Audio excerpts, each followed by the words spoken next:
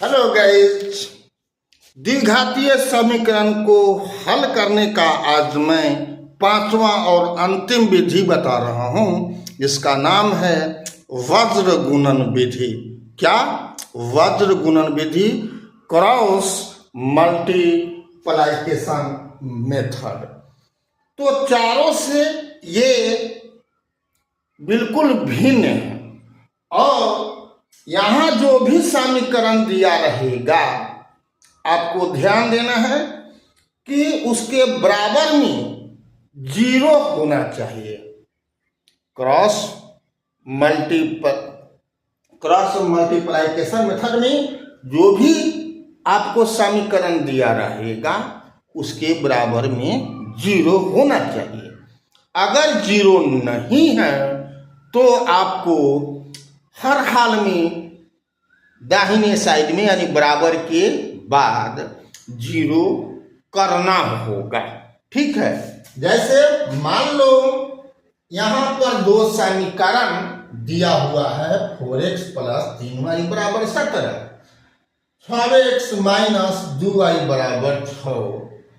तो जैसा कि मैंने बताया बराबर के बाद जीरो होना चाहिए, यानी 17 यहाँ पर दाहिने साइड में है जबकि सेकंड में 6 है।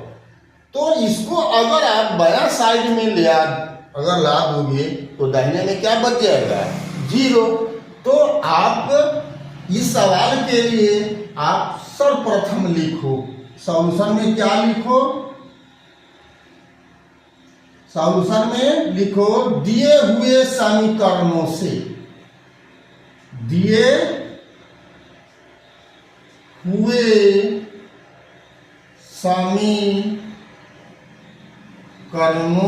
से क्या 4x प्लस 3y माइनस 17 बराबर 0।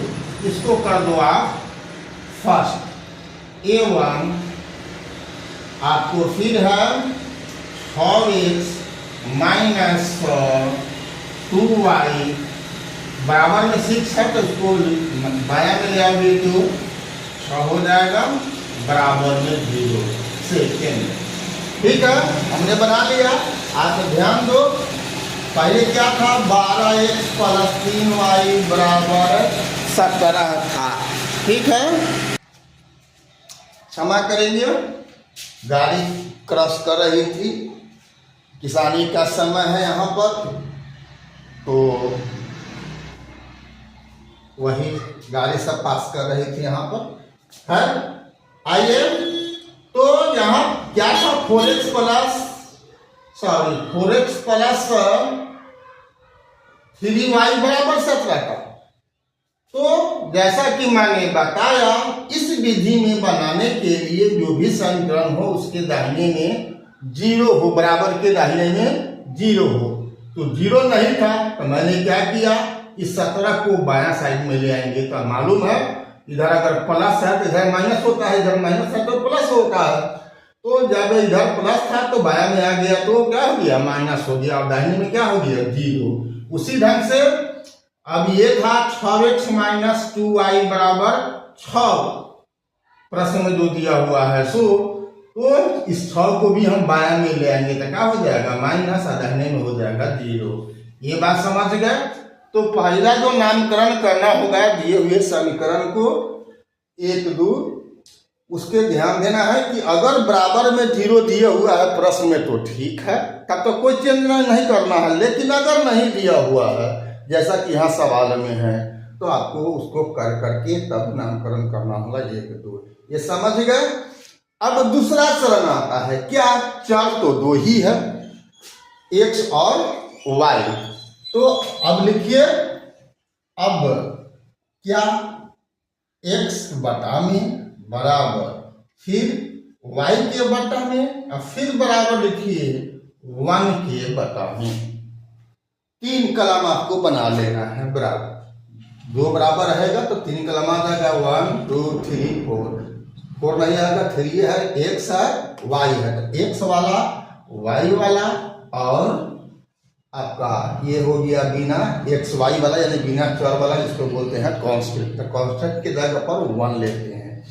अब इस सब के बटा में लिखना है, इस सब के बटा में कुछ लिखना है, तो क्या करोगे आप पहले ऊपर लिख लो x, तब लिख लो y और तब लिख लो 1, x y 1।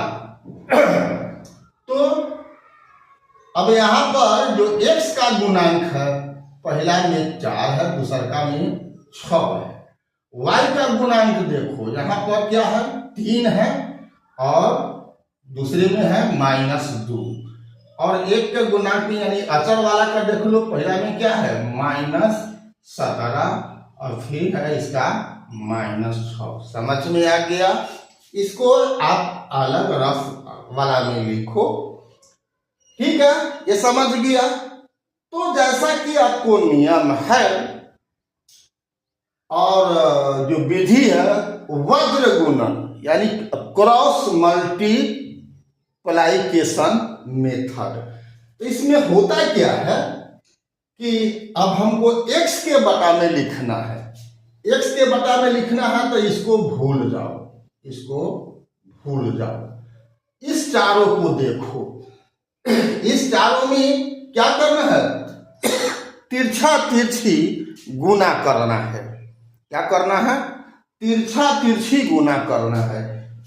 तो पहला स्थिति होगा ऐसे गुना करना है, जो x के बटा में लिखना है, पहला चर के बटा में लिखना है, तो ऐसे गुना करो और ऐसे गुना करके फिर ऐसे वाले को भी गुना करो। तो पहला काम है इसको गुना करो और 2 वाला को घटाओ, ऐसे जो गुना जो बाद में करोगे उसको घटाना है। तो 3 और -6 का गुना यहाँ पर लिखेंगे। क्या लिखेंगे, 3 × -6। अब माइनस क्या, इस दोनों का गुणनफल, -2 है, -2 है और फिर -17 है, ठीक है, -2 और -17 का गुणनफल x के बटा में हो गया। आपने देखा पहले मैंने ऐसे गुना किया, उसमें से घटाए हैं इसका गुणनफल, यानी इसका गुना में से घट जाएगा इसका गुना। आपको समझने के लिए मैं पूरा लिख रहा हूं, अन्यथा मैं सीधे लिख देता है 3 दूनी 18 -18 और ये माइनस माइनस प्लस हो जाता, तो क्या लिखते, +17 दूनी 34 लिखता, ठीक है।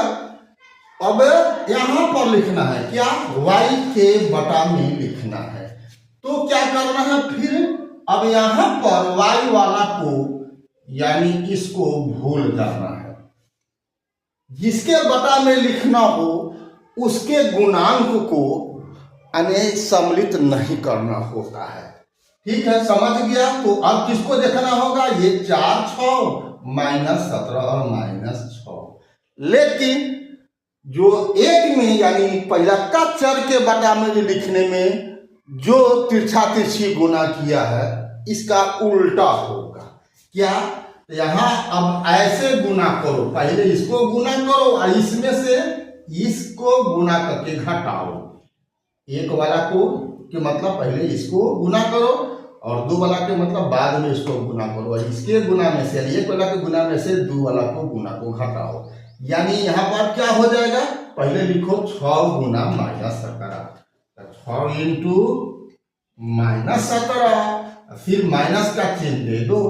अब इसको गुना करना है, यानी 4 और -6 को, 4 × -6 लिखा गया, y के बटा में हो गया, ठीक है, समझ गए। तो अब क्या करना है, 1 के बटा में लिखना है, 1 के बटा में लिखना है, तो इसको भूल जाओ। अब क्या बच गया, x का गुणांक और y का गुणांक।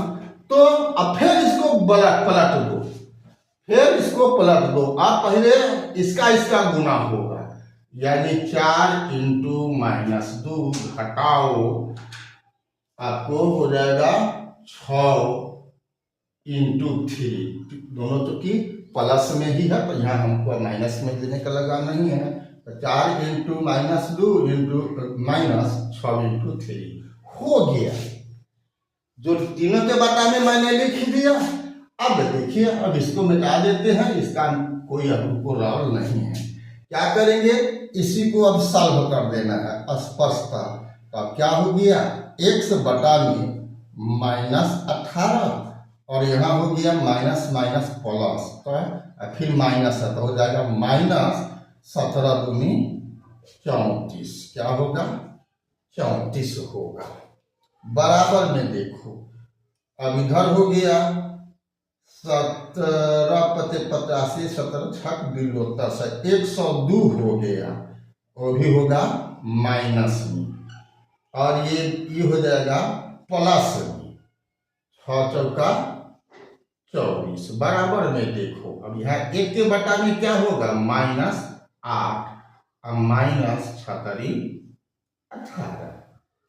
ठीक है, तो अब देखते हैं कि क्या स्थिति है। अब स्पष्ट, अब हम ऊपर वाले को मिटा देना चाहेंगे। ठीक है, अब हम को जो प्राप्त हुआ उसी को लेके आगे बढ़ना है। तो अब देखो, अब क्या आ गया, x बटा में -18 और -34 जोड़ दोगे, 8 4 12, 4 1 5, 52 हुआ, -52 बराबर y के बटा में क्या, 102 प्लस में है, यहाँ माइनस में है तो घट जाएगा, तो 12 में से 4 घटेगा 8 और 9 में से 2 घटेगा 7, -78 होता है। बराबर में देखो, 1 बटा में 18 8 कितना होता है, 26 होगा, तो माइनस में हो रहा है, -26 हो गया। ठीक है, अब इसको भी मिटा देते हैं। अब आ जाओ, हमको मान निकालना था x और y का, तो ये तीनों आपस में बराबर है, तो x बराबर क्या हो जाएगा, ये चला जाएगा ऊपर, यानी -52 बटा में -26, माइनस माइनस प्लस हो जाएगा, तो 26 दूनी 52 होता है, इसका मतलब 2 हो गया। y का मान निकालना है, तो क्या हो जाएगा, -78 बटा में -26, फिर माइनस माइनस प्लस हो जाएगा, 26 या 78 होता है, तो y का मान 3 हो गया।